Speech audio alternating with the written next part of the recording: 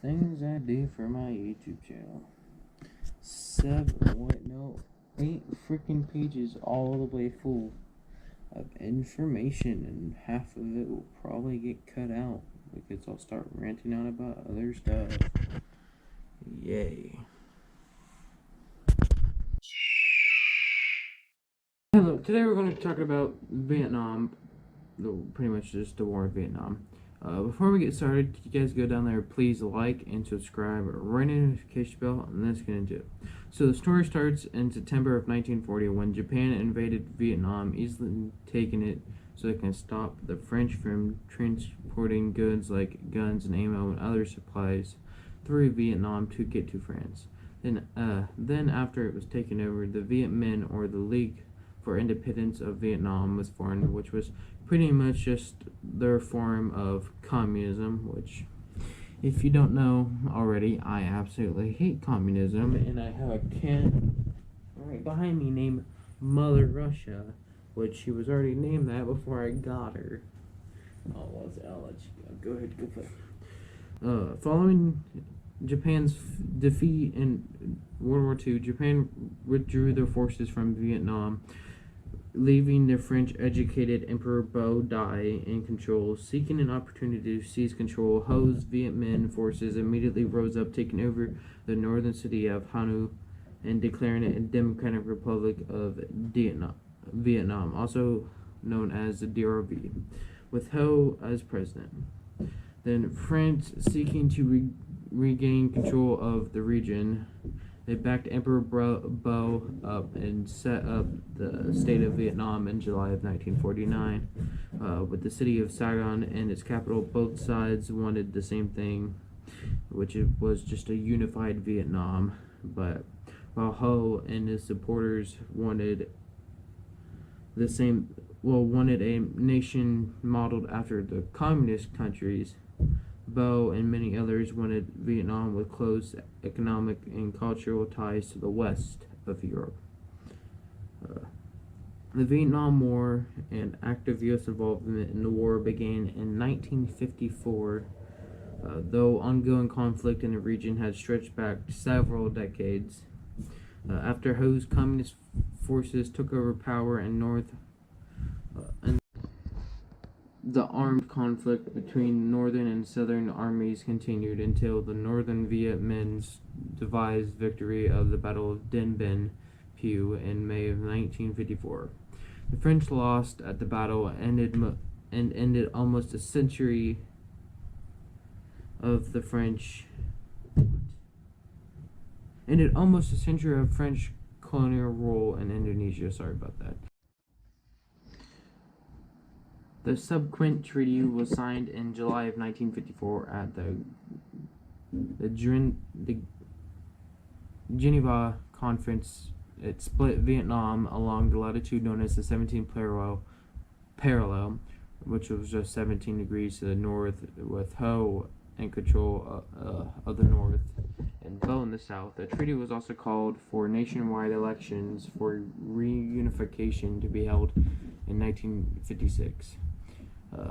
But in 1955, however, the strongly anti-communist politician Ngo Dinh Diem pushed Emperor Bo aside to become president of the government of the Republic of Vietnam, also known as the GVN, often referred to during that era as South Vietnam. With the Cold War intensifying worldwide, the United States hardened its policies against many of the allies of the Soviet Union, and by 1955, President Dwight D. Eisenhower had pledged his firm support to Diem in South Vietnam with training and equipment from American military and the CIA. Diem security forces cracked down on the Viet Minh's sympathizers in the south, who he devisedly called the Viet Cong, or Vietnamese communists, which I absolutely hate communism if you didn't know that already for some reason, arresting some 1,000 people, many whom were brutally tortured and executed. By 1957, the Viet Cong and other opponents of Diem's repressive regime began fighting back with attacks on the government, officials, and other targets. And by 1959, they had begun engaging with the South Vietnamese army in firefights, which are just battles with guns, which I'm guessing you guys already know that. In December 1960, Dim's many opponents within the South Vietnam, both communist and non-communist, formed the National Liberation Front, aka the NLF, to organize resistance through the regime. Through the NLF claimed to be autonomous, anonymous. There we go. And most of its members were not communists, but many in Washington assumed that it was a puppet of Hanoi, a team sent by President John F. Kennedy in 1961 to report on the conditions in South Vietnam, and he advised a buildup of American military and economic and technical aid in order to help Diem confront the Viet Cong threat, working under the demo theory, which held that if one Southeast Asian country fell to communism, many other countries would follow soon after. Kennedy increased the U.S.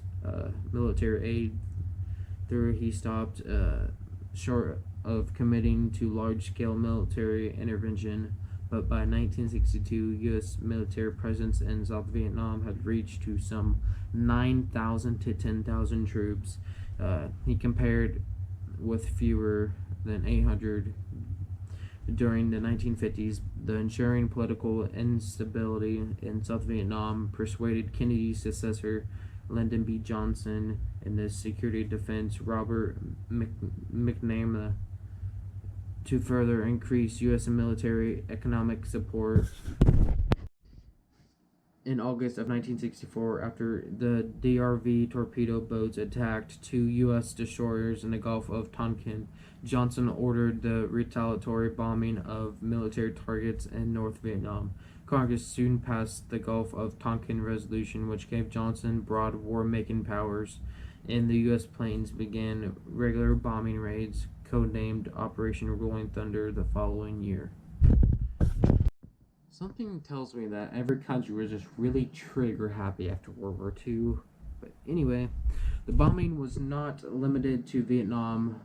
From 1964 to 1973, the United States covertly dropped over 2 million tons of bombs neighboring neutral Laos during the CIA-led secret war in Laos. The bombing campaign was meant to disrupt the flow of supplies coming across the Ho Chi Minh Trail into Vietnam and prevent the rise of Pathet Lao or low communist forces. The U.S. bombings made the Laos most heavily bombed country per capita in the world. Then in March of 1965, Johnson made a decision with solid support from American public to send U.S. combat forces into battle in Vietnam. And by June, 82,000 combat troops were stationed in Vietnam, and military leaders were calling for 175,000 more by the end of 1965 to shore up with the struggling South Vietnamese army.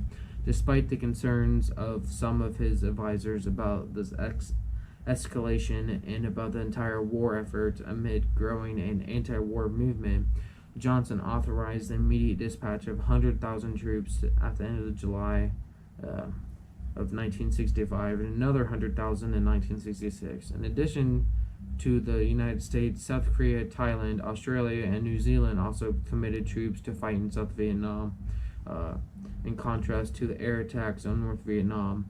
The U.S. South Vietnamese war effort in the South was fought primarily on the ground, largely under the command of General William Westmoreland in coordination with the government of General Nai Van Thieu in Saigon.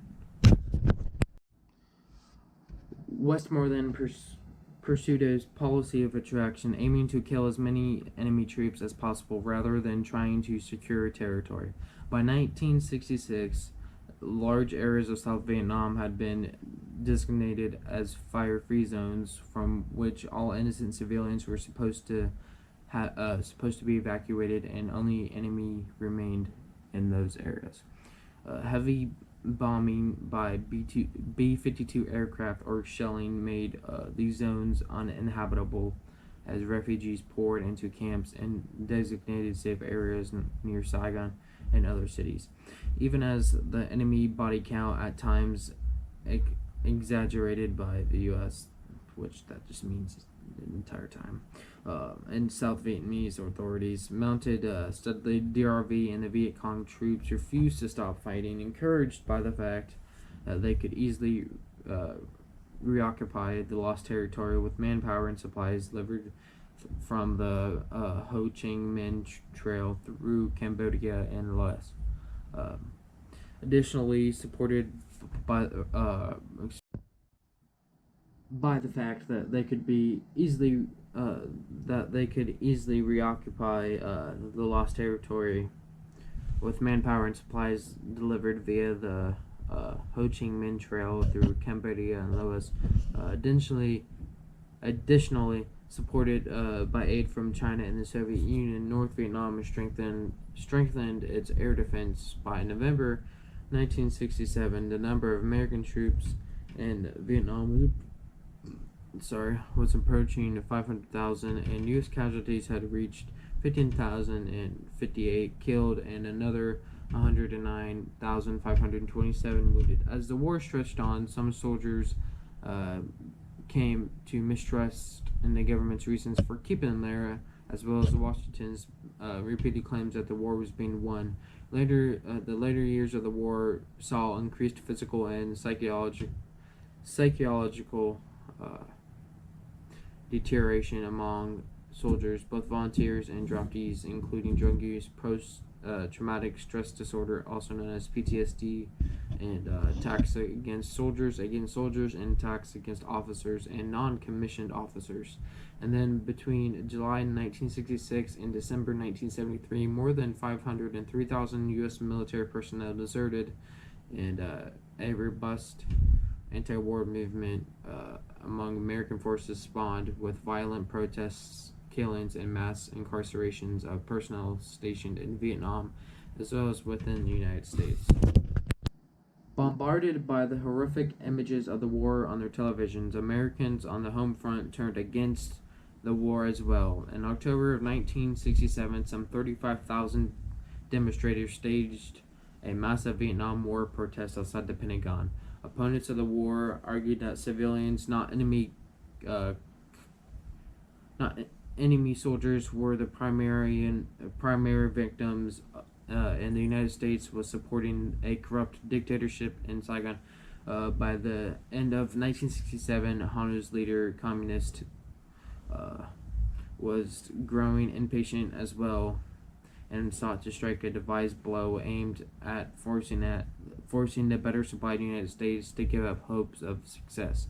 On January 31st, 1968, some 70,000 DRV forces under General Vo Nai Jing Giap launched the Tet Offensive, named for the Lunar New Year, a coordinated series of fierce attacks on more than 100 cities and towns of South Vietnam. Taken by surprise, the U.S. and South Vietnamese forces nonetheless managed to strike back quickly, and the communists were unable to hold any of their targets for more than a day or two. Then reports of the Tet Offensive stunned the U.S. public, however, especially after the news broke that Westmoreland had requested an additional 200,000 troops, despite the repeated assurances that the victory in Vietnam was imminent. With his approval ratings dropping in an election year, Johnson called a halt to the bombing in much of North Vietnam, though bombings continued in the south, and promised to dedicate the rest of his term to seeking peace rather than re-election. Johnson's new track laid out in March of 1968. A speech met with a positive response from Hanoi and their peace talks between the U.S. and North Vietnam opened in Paris that May. Despite the later inclusions of the South Vietnamese and the NLF, the dialogue soon reached an impasse, and after a bitter 1968 election, the season marred by violence, Republican Richard M. Nixon won the presidency. After the My Lai massacre, anti-war protests continued to build as the conflict wore on. In 1968 and 1969, there were hundreds of protests and marches and gatherings throughout the country.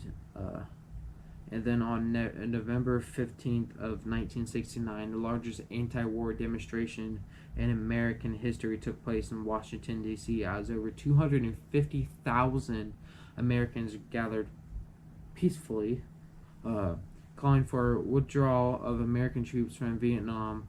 The anti-war movement, which was particularly strong in college campuses, divided Americans bitterly. For some young people, this symbolized a form of unchecked authority, which don't have a government branch for that. But anyway, they had come to resent for other Americans opposing the government was considered unpatriotic and treasonous, which you should read in the Constitution why being treasonous is a problem. Their own invasion of Laos, which was pushed back by North Vietnam. The invasion of these countries in violation of international law sparked a new wave of protests on college campuses across America. During one on May 4th, 1970, at Kent State University, Ohio, fun fact, I live in Ohio, National Guardsmen shot and killed 4 of the students. Another protest 10 days later, 2 students at Jackson State University in Mississippi were killed by police. And by the end of June of 1972, however, after a failed offensive in the South Vietnam, Hanoi was finally willing to compromise. Kissinger rejected it, and in December, Nixon authorized a number of bombing raids against the targets on Hanoi and Hepong, known as the Christmas bombings. The raids withdrew international commendation, and everything after that pretty much rose up and then went right back down. Everything was squashed because the U.S. did not want to deal with it anymore because of protests.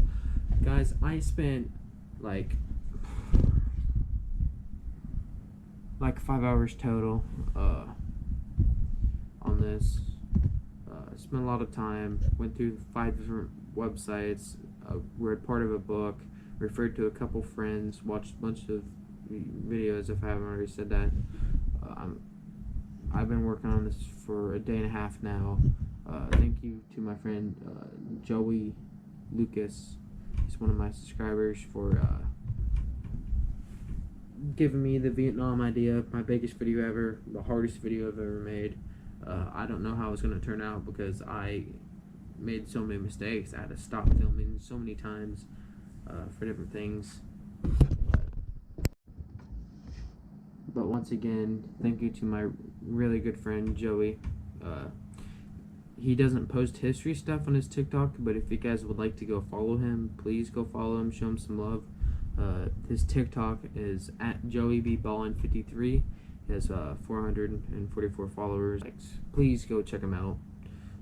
I'll probably have a link to his account in the description if I remember to. If you guys like this video, please go down there, like and subscribe, and ring the notification bell. And I'll see you all on the next video. Peace.